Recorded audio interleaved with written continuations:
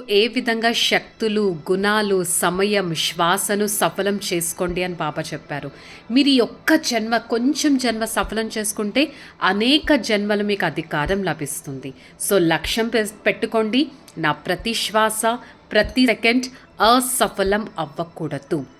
జమా సమయం చిన్న సమయం, దాని ఖాతా ఎక్స్పీరియన్స్ చేసేది 21 జన్మలు.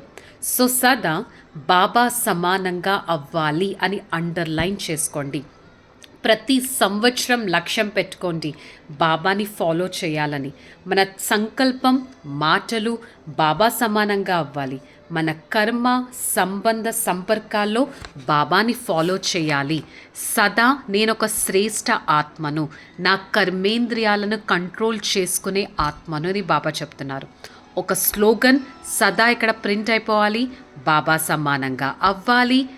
సదా బాబాని కాపీ చేయాలి. సమానంగా అవ్వడం అంటే కాపీ చేయడం. అప్పుడే ఫరిస్తా నుంచి దేవతగా అవుతాం. బ్రహ్మ బాబా కూడా సదా స్వమానం అనే సీట్ పైన కూర్చున్నారు. స్వమానం అనే సీట్ పొజిషన్లో ఉంటే అపోజిషన్ అనేది ఎదుర్కోవచ్చు. మనస శుభ భావన, శుభ కామన ద్వారా, దృఢ సంకల్పంతో అపోజిషన్ని మీరు ఎదుర్కోవచ్చు. మనస శుభభావన ఉండాలి, శుభకామన ఉండాలి అనేది గుర్తుపెట్టుకోవాలి. సో బాబా మనకు ఒక బ్యూటిఫుల్ గిఫ్ట్ ఇస్తున్నారు.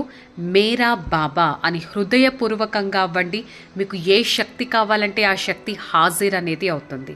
పరివర్తన శక్తితో నెగిటివ్ని మీరు పాజిటివ్లోకి కన్వర్ట్ చేయొచ్చు. నెగిటివ్ సంకల్పాలు, నడవడికను పాజిటివ్లో మీరు చేంజ్ చేయొచ్చు. పాజిటివ్గా ఉండాలి, మాట్లాడాలి, నడుచుకోవాలి. అది ఎలా పాసిబుల్? శుభ భావన, శుభ కామనతే అది చాలా సహజంగా అయిపోతుంది. సో మీ దగ్గరున్న పరివర్తన శక్తి మీకు సహజంగా సఫలతను తీసుకొస్తుంది. దృఢ సంకల్పంతో మీరు ఏ కార్యాన్నైనా చాలా సఫలంగా చేయొచ్చు. దీనికోసం బాబా ఇచ్చే టైటిల్ ఏంటి? విశ్వ పరివర్తక ఆత్మ అనే టైటిల్ బాబా మనకి ఇస్తున్నారు. సో మాస్టర్ సర్వశక్తివంతుల ముందు ఏ పని కూడా కష్టంగా అనిపించదు. మీరు సదా అధికారి అని భావించండి.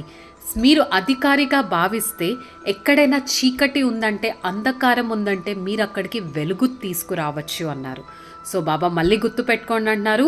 మాస్టర్ సర్వశక్తివాన్ అనే సీట్ పైన ఉంటే మీరు ఎప్పుడూ అప్సెట్ అవ్వరు. మీలో 63 జన్మల సంస్కారం ఇమిడి ఉంది కదా. సో సదా ఆ సీట్ పైన సెట్ అవ్వడానికి ప్రయత్నించండి.